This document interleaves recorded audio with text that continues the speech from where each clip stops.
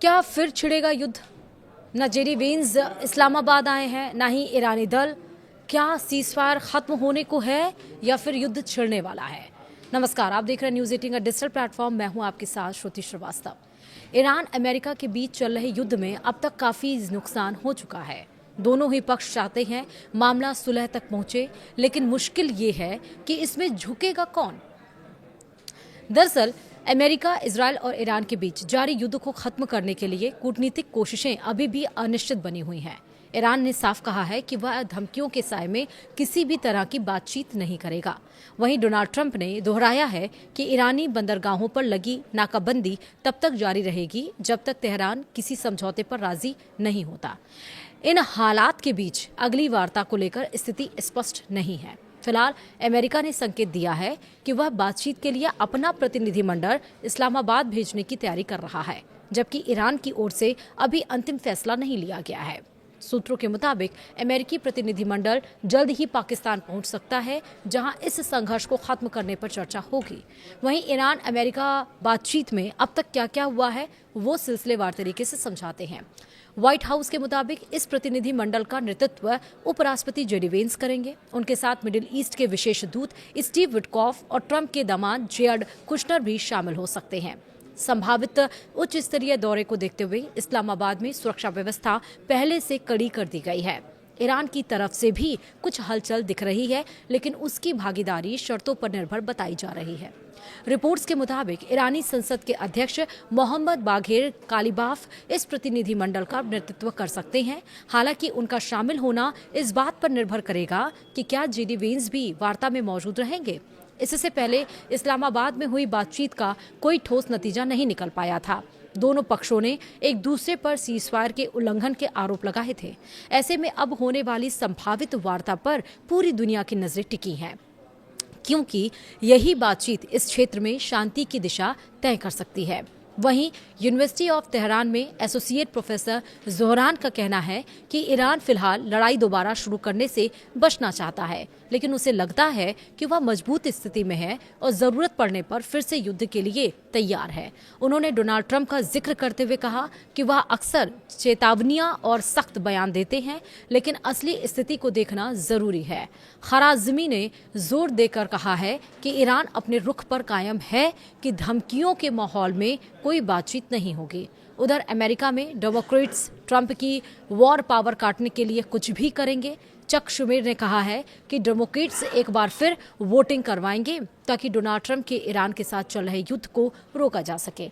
उन्होंने ये भी कहा कि सीनेट के रिपब्लिकन सदस्य चुप नहीं बैठ सकते जब अमेरिकी सैनिक मोर्चे पर अपनी जान जोखिम में डाल रहे हैं। शूमर ने यह कहा है कि वे बार बार वोटिंग कराते रहेंगे जब तक युद्ध खत्म नहीं हो जाता या फिर पर्याप्त रिपब्लिकन उनके साथ आकर इसे रोकने के लिए समर्थन नहीं देते। वहीं ईरान के विदेश मंत्रालय और संसद से जुड़े सूत्रों के अनुसार अभी तक कोई भी ईरानी प्रतिनिधिमंडल इस्लामाबाद नहीं भेजा गया। ईरान की संसद के स्पीकर और मुख्य वार्ताकार कालिबाफ अभी देश में ही है। विदेश मंत्री अब्बास आराक्ची और उनके सहयोगी भी ईरान में मौजूद हैं। ईरान के सरकारी टीवी IRIB ने भी साफ कहा है कि ना तो कोई तकनीकी टीम और ना ही किसी अन्य प्रकार का दल इस्लामाबाद भेजा गया है। ऐसे में बातचीत में ईरान की भागीदारी अभी भी एक बड़ा सवाल बनी हुई है।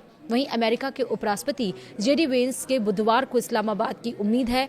अल जजीरा की रिपोर्ट के मुताबिक वह पाकिस्तानी समय के अनुसार मंगलवार शाम वाशिंगटन से रवाना होंगे और बुधवार सुबह दोपहर तक इस्लामाबाद पहुंच सकते हैं। वेंस इस बार ईरान के साथ होने वाली दूसरी दौर की बातचीत में अमेरिकी प्रतिनिधिमंडल का नेतृत्व करेंगे और अब ईरान अमेरिका की बातचीत बुधवार को होने की संभावना है। खबर ये भी निकल कर आई कि अगर सब कुछ ठीक रहा तो वार्ता में डोनाल्ड ट्रंप भी शामिल हो सकते हैं। लेकिन इस बीच बातचीत से पहले कई अमेरिकी सैन्य विमान पाकिस्तान पहुंच चुके हैं। हालांकि ईरान की ओर से प्रतिनिधिमंडल कब आएगा, इस पर अभी भी अनिश्चितता बनी हुई है। वहीं डोनाल्ड ट्रंप भी ईरान के साथ इस्लामाबाद में होने वाली शांति वार्ता में समझौता होने की स्थिति में खुद भी शामिल हो सकते हैं।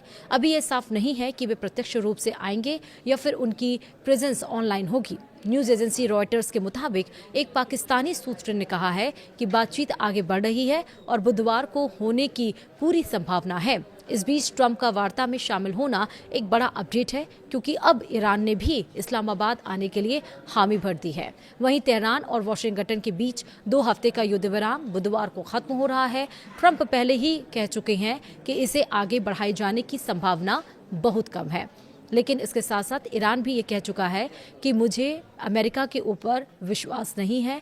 वो जो कहता है और जो करता है उन दोनों में बहुत ज़्यादा मिसमैच है, और जो वो कहता है वो बिल्कुल नहीं करता। उसने कई बार सीज़फायर को लेकर कहा, लेकिन उसके बाद भी लेबनान में हमले जारी रहे।